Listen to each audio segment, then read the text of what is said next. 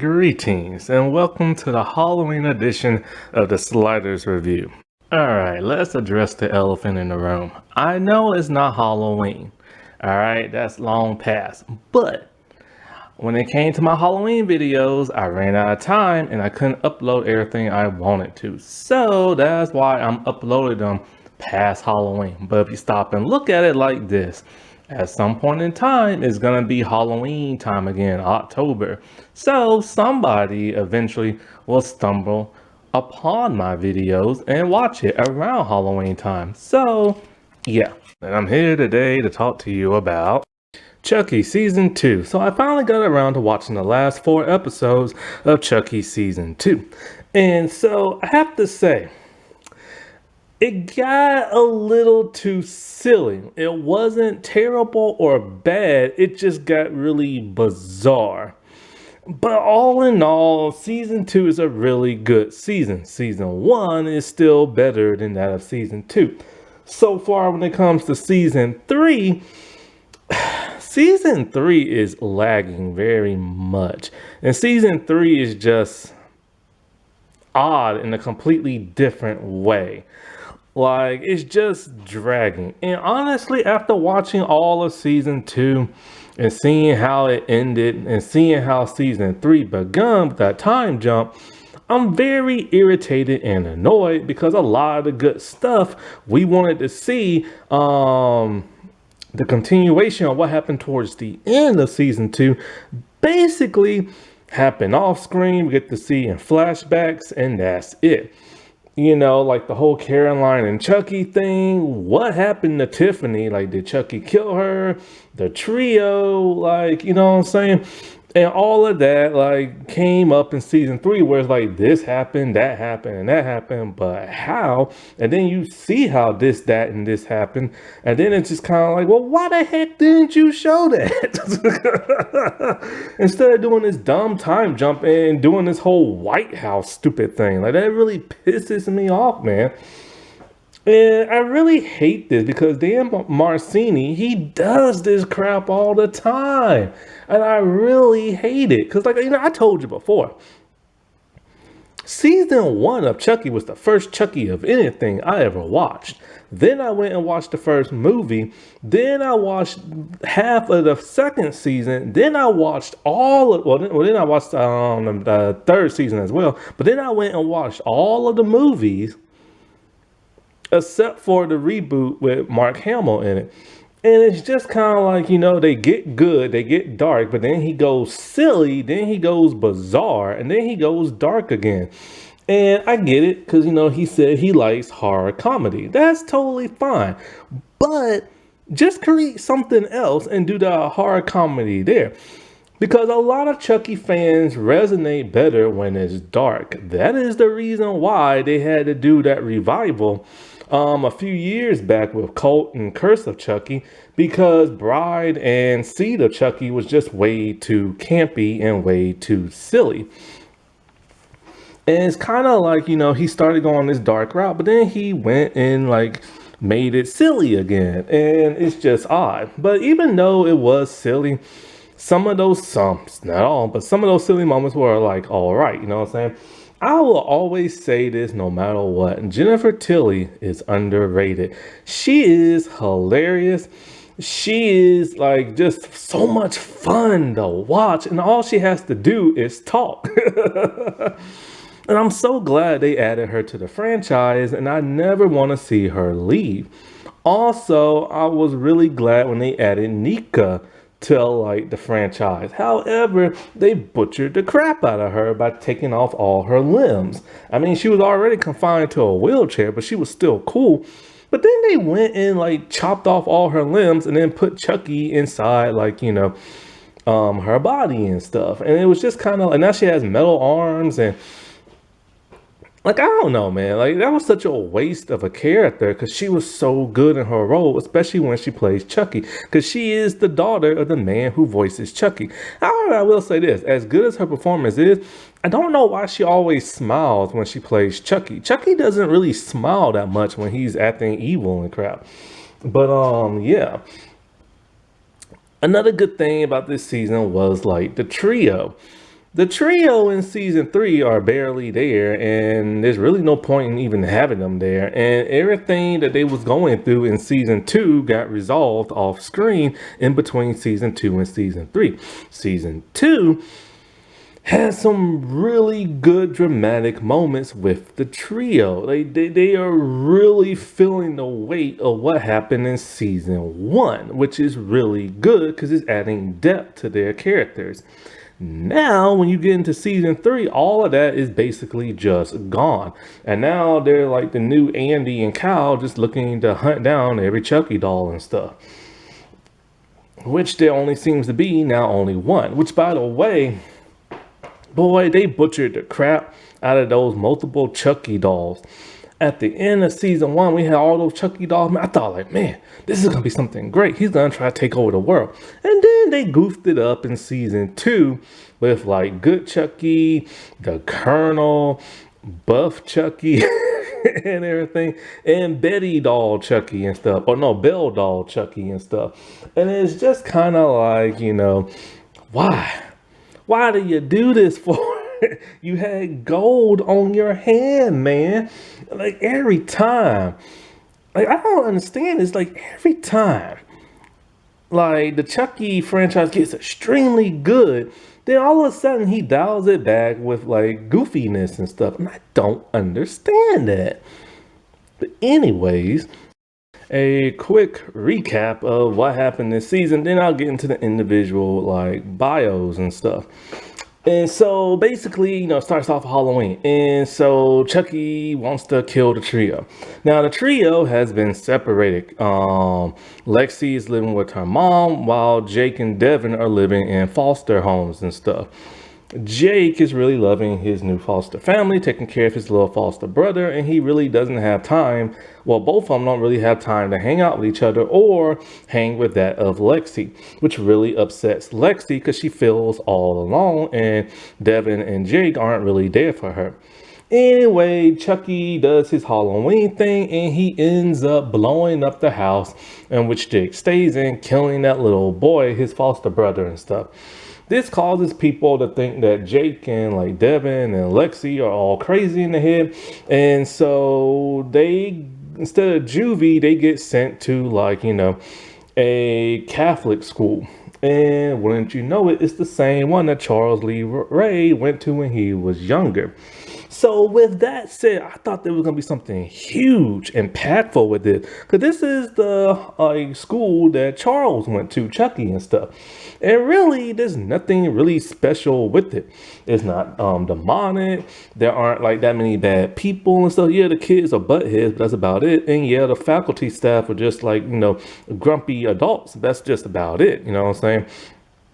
It wasn't really nothing like fancy, so they could have literally set this season in any setting other than that school, and it really wouldn't matter.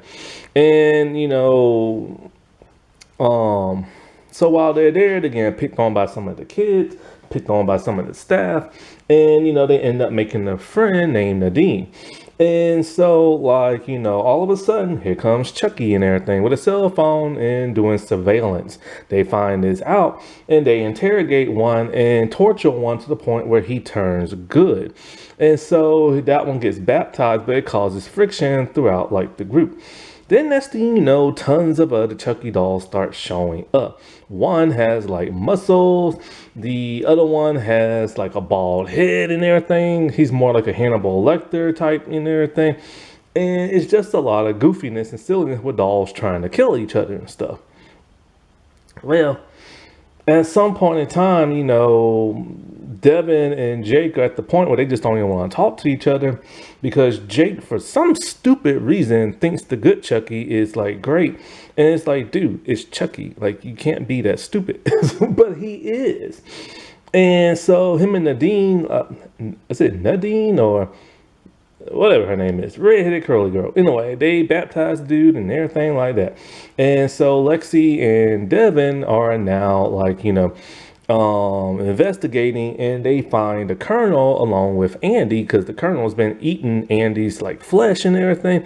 And then that counselor lady is there, the one who sent them there. And it turns out she is the one who helped corrupt Charles. And I have some thoughts on that. And so basically, Cal shows back up, and um, they save like Andy, they do like an exorcism and all this other stuff, and they think they end up killing Chucky Prime. And so then you got Jennifer, not Jennifer, but Tiffany stuff. She's basically just in her own world this season, and she's dealing with like the twins, and then she's like wanted for murder, and so she wants to transfer her body back into the Belle doll, but the real Jennifer Tilly's in that she ends up dying. Then they go back to what is it?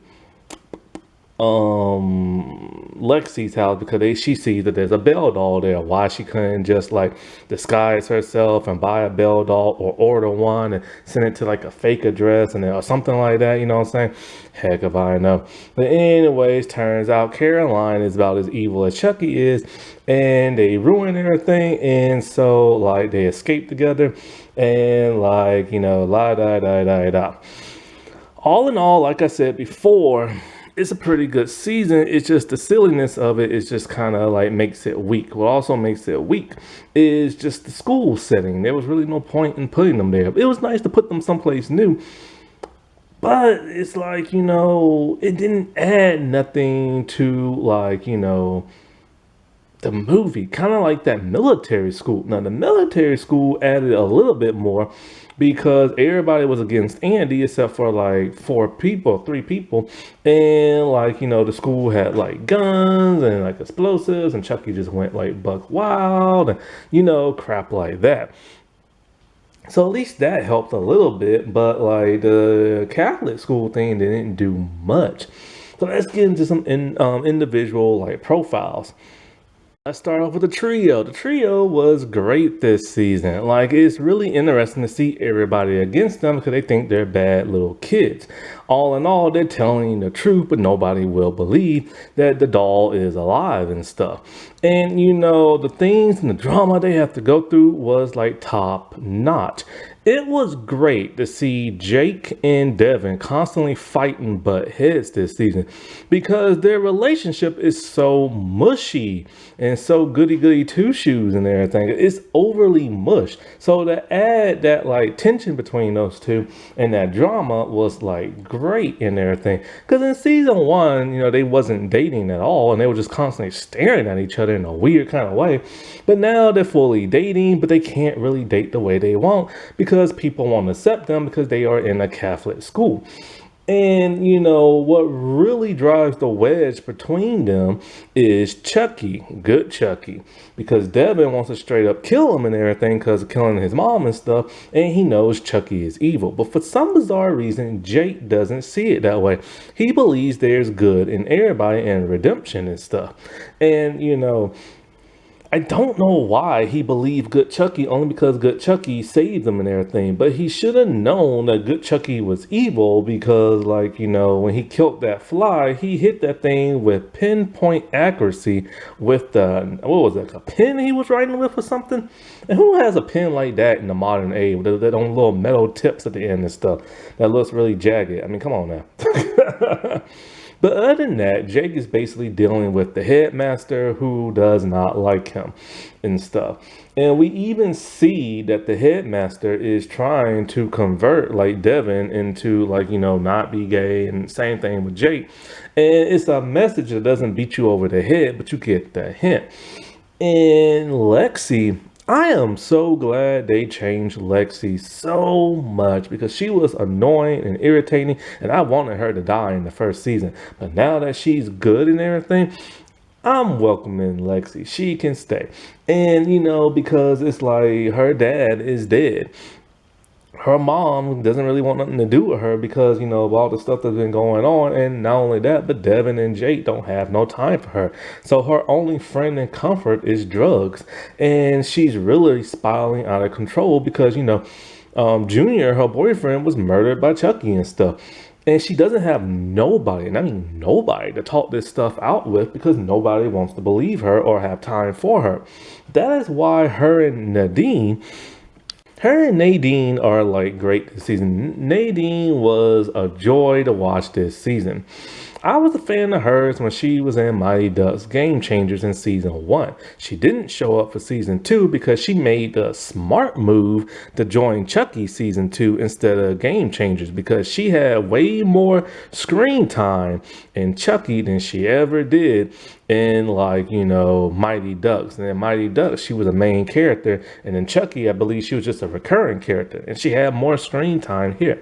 She is there for Alexi, even though she's a kleptomaniac, but she's not a bad girl and everything. And, she is the crutch that Lexi needs to stand on. But sadly, she makes the mistake of like believing Chucky is good. What was really hilarious is like, when she brought some weapons to fight Chucky with, and they're just the weirdest weapons you could ever see. But then all of a sudden she had brass knucks and everything.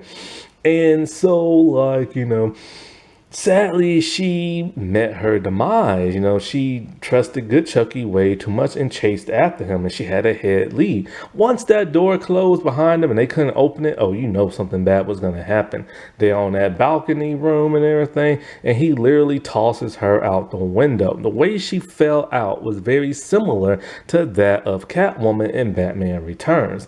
And then she died, and I was pissed because I was like, man, this would have been a great four-member team and everything. But sadly, she had to go. I'm hoping they will bring the actress back for future seasons just as a different character, because Dan Marcini loves doing that. And, her death has a toll on the trio, because Jake feels like it's his fault, because it is, because he trusted a psycho killer. And Lexi doesn't have her support system no more, and Devin is just pissed off and everything. So the stuff that's going on with the trio this season is probably like some of the best character development I've seen in like any show in a good while.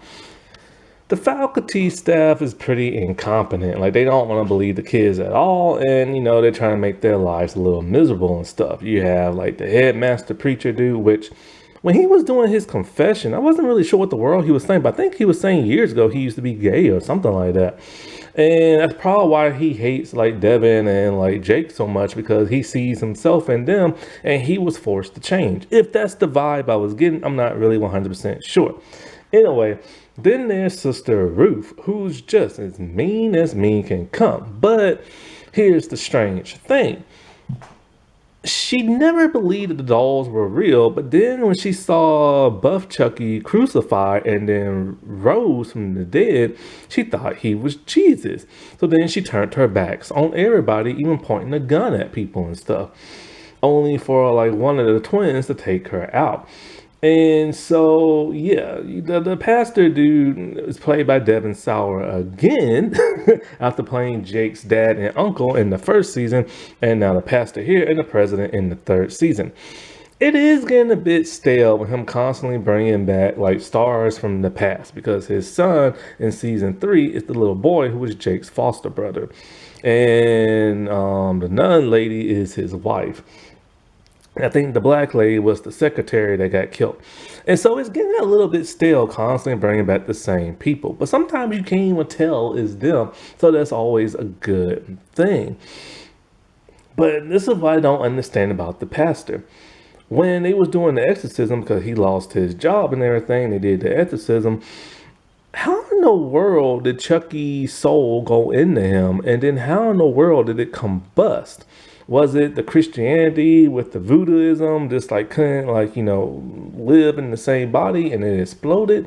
What? I don't know. I don't get. So that's never really explained, but it was nice to see him blow up. Andy and Cal this season. Andy is always nice to see because he's Andy and everything. And I was really glad that they did not kill him off and Cal off, because I was really sad. But then it's kind of like, death has no meaning in this show. So it's basically like a comic book where people keep coming back from the dead. At some point, somebody's going to have to die and stay dead. It's sad to see Andy getting his leg chewed on and everything like that from the Colonel.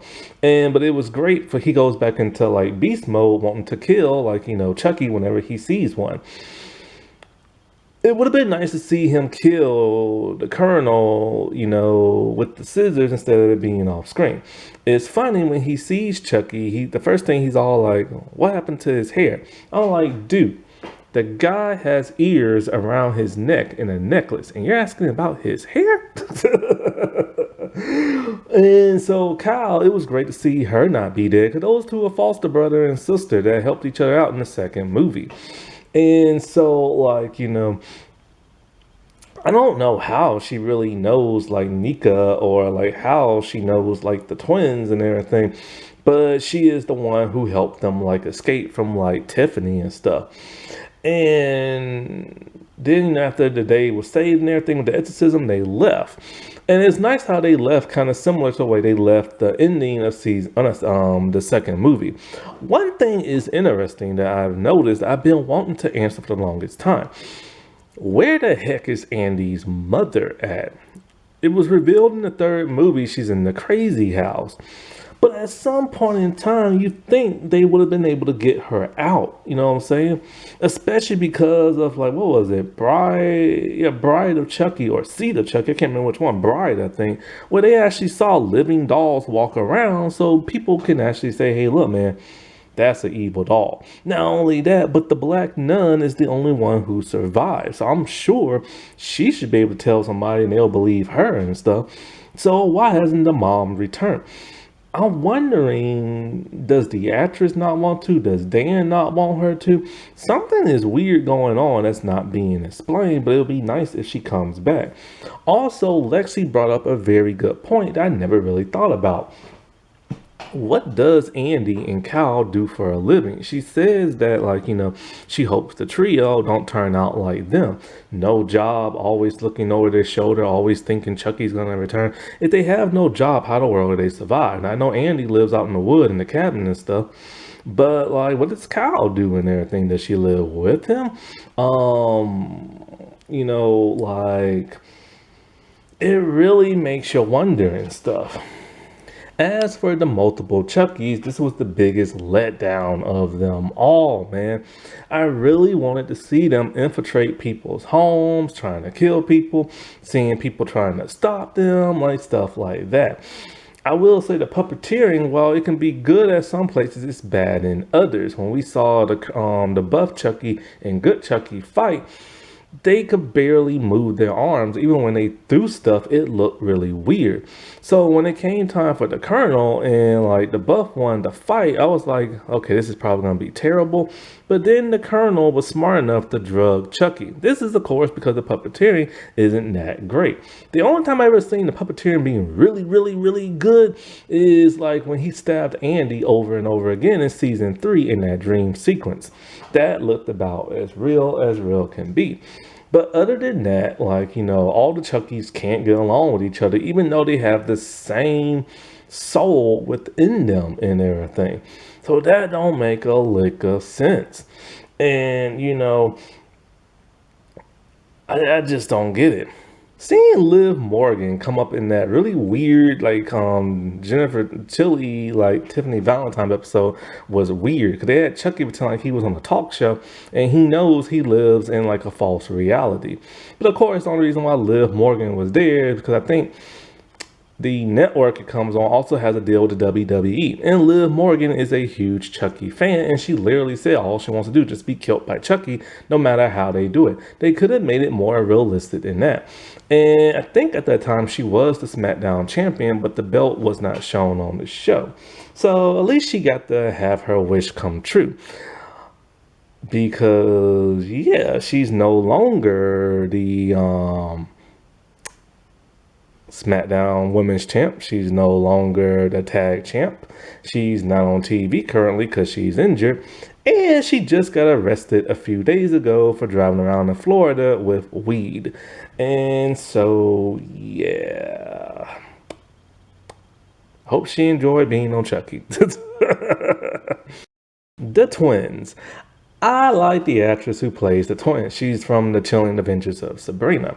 And she did a very good job playing both Glenn and Glinda.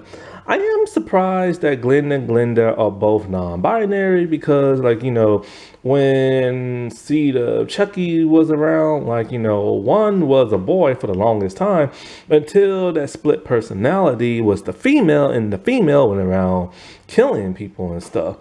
And so I was surprised that, they're non-binary, but one dresses more like a girl while the other one dresses more like a boy, but the hair makes it look very girly and stuff. However, the twins don't make any sense.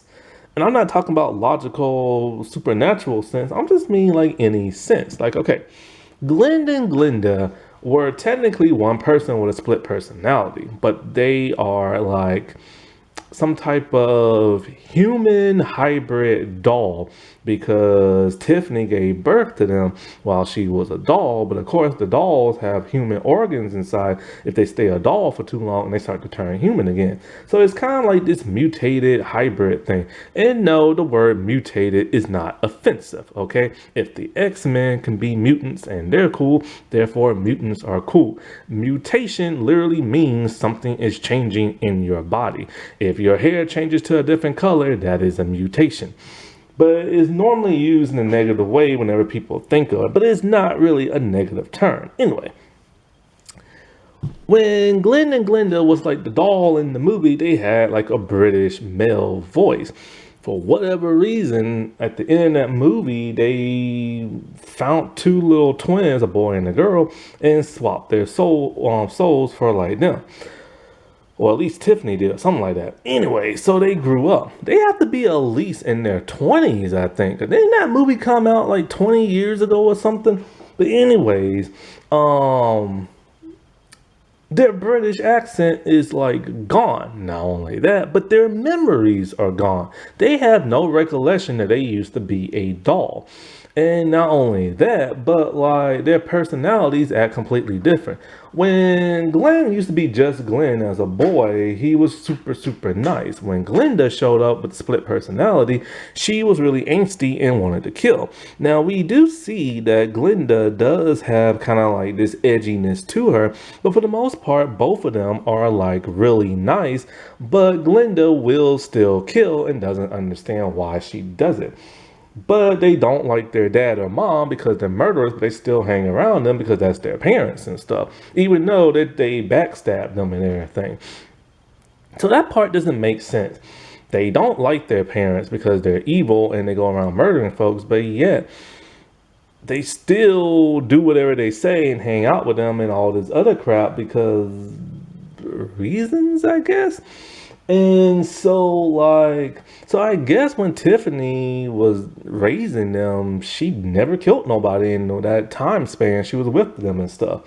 But anyways, one kills the butler and they help Nika escape with Kyle and everything. And so after all that, now weird house party, they help like the group out and everything. So they are literally portraying their dad, which pisses him off. And Glinda kills the nun lady because she had a gun on one of the people. I forget which who. And so, but it's so weird. It's like she's willing to help them.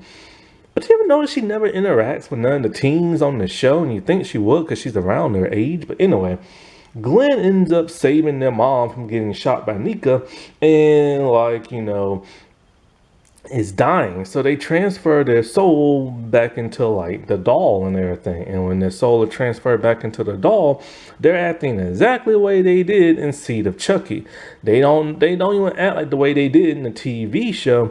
They got the British accent again, and it looks more like the Glinda personality is taking over because of how edgy the doll is acting and stuff. But they want to go back to Britain. And I'm like, when they go back there, well, how the heck are they going to survive? Like, a doll just can't walk around in broad daylight and it looks the way it does, you know what I'm saying? And so the stuff like that is never really explained. It was so weird how Tiffany was all on her own this season, just doing whatever she wanted because she wasn't really interacting with the group whatsoever. It was like it was her side B show, you know what I'm saying? Like, you know how like you have like a cartoon series and then it had like another cartoon within the cartoon? It's like that. And that house party episode was the weirdest thing ever. It was funny at some points, but it was just too campy. But like, once like Jennifer Tilly got framed for like murder or whatever, something like that, then of course she's on the run again. And when she's on the run, she wants to transfer her soul back into a Belle doll. I don't understand why she can only go into a Belle doll and a Belle doll only. Because if Chucky can go into whatever like person he wants to, or whatever doll he wants to, then why can't she? And so, like, when she sees the Belle doll on television at Lexi's house, she goes there for Christmas, only for Chucky to show up and ruin everything. When she grabs, like, the doll and everything, tries to transfer her soul, it turns out it was Chucky all along. And I'm just like, dude, so you mean to tell me Chucky played possum for months, not moving or nothing, not interacting with nobody, and not killing nobody, not even killing the other dolls, and just stayed there as a Belle doll and then revealed himself. Then they slashed at Tiffany after like the trio slashed up a little bit. And you think Chucky killed her, but then no, because it turns out in season 3, she's in jail now. And yeah. But Tiffany does truly care about like the twins. Even though she's psychotic, she loves her kids and she loves Nico. Nico was underused this season. Basically, she was like the sex slave of Tiffany and everything, with the limbs cut off and gagged with a ball in the mouth and all crap like that. If Nika sees blood, she turns back into Chucky. Now, what was really stupid is that when Cal and Glenda was with Nika and Cal cut herself, why in the world, because, they wanted to see Chucky. So why in the world did they have her arm still attached to her and the gun just there for them to get? And of course, Chucky took the gun and all that other crap. It's like, dude, take her arms off first. But she was really underused this season. And it's quite a shame because she is magnificent in what she does in these Chucky stuff. And so, she desperately just wants to kill Tiffany. And because think about it, she's been sexually assaulted by Tiffany ever since the end of that one movie, Cult of Chucky. And when it comes to Nika's niece, we've never seen the dead body. She could very well still be alive, but the actress was actually scared of the Chucky doll, so that's why she never returned. But she's older now, so she's like an adult. So I'm sure she's gotten over that by now. Anyways, but yeah, Nika calls up Tiffany and all this other crap and acting like she's gonna kill her and all this other mess. But then like, what the heck happened after that? Well, we see the flashback in season 3. Chucky Prime, who's been stuck in Nika this entire time. And so, of course, he wants his vengeance on that of the trio, that of Cal, and that of Andy, and everybody else. And so it turns out that the counselor lady is the one who helped Chucky be the way Chucky is after he killed his mom. This pisses me off because this keeps happening in Hollywood. It's happened now in Chucky. It happened in the Bad Boy movies with Will Smith character. He's not smooth because, that's how he grew up to be smooth on his own. It's because this woman he dated helped him be smooth. Same thing happened to the Joker in Batwoman season 3. One of his female accomplices helped him be the way he was. And I'm just kind of like, why do they keep doing this crap? Like, it's so annoying. Why can't those characters, iconic characters, be who they are? Because that's how they turned out to be. And the counselor lady don't make no sense. When she tries to get away, she agrees to the trio's terms of like, all right, well, fine. We'll exercise like Chucky Prime out of Nika, then we put it into the doll I have here. And I get to go with like Chucky. Like, did she really think they were gonna let her go away scot-free? Nah, man. Andy had a gun for that. And he shot at her behind, but it ended up hitting Chucky, blowing him up. Turns out Chucky already transferred his soul into that counselor lady. Then he transferred the soul into another doll she happened to have and then killed her and stuff. And it's like, they do the exorcism. They literally like try to do some nods to the movie, which was pretty hilarious, but also very weird at the same time. And so Chucky Prime is still pissed and wants to kill the trio. So he buys himself a little. My battery died, sorry. So he buys himself a chainsaw, goes down the chimney, and rips Lexi's mom in half. But then Lexi takes the chainsaw and kills Chucky Prime. So Chucky Prime from the movies is now dead, deader than dirt.